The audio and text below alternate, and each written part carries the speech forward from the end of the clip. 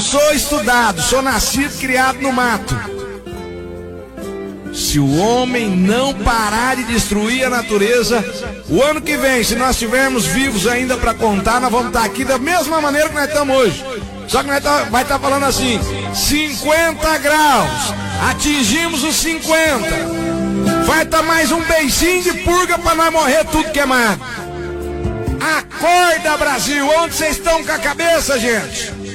Cadê as autoridades?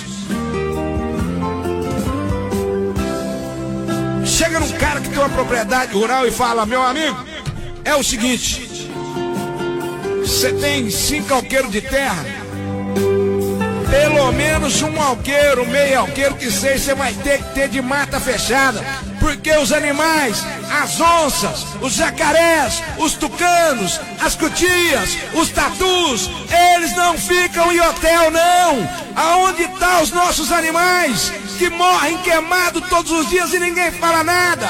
Aí vem um retardado falar que o rodeio maltrata o animal. Quem maltrata animal é aquele que destrói a natureza a cada dia. Quem maltrata animal é aquele que não tem respeito próprio com seus filhos e com seus netos.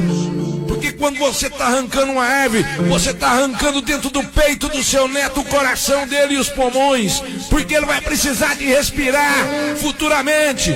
Você vai morrer, mas o seu pai quando morreu, o seu avô quando morreu, ele deixou uma terra onde tinha árvores, onde tinha água, onde o Brasil podia respirar. Respeite o seu filho e os seus netos.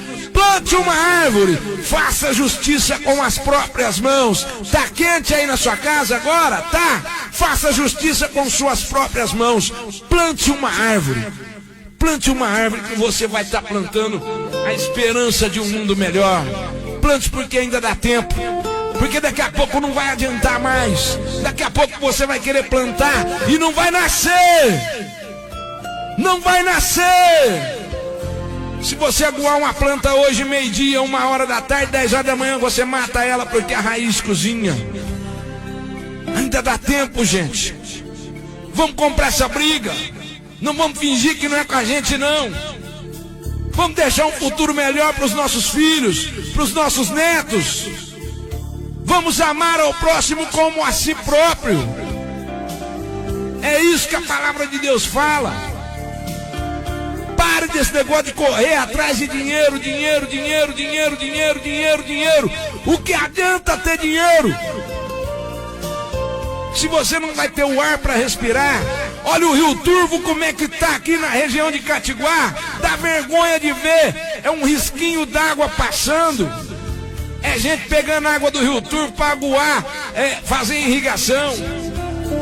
Para com isso, gente. Se respeitem, por favor.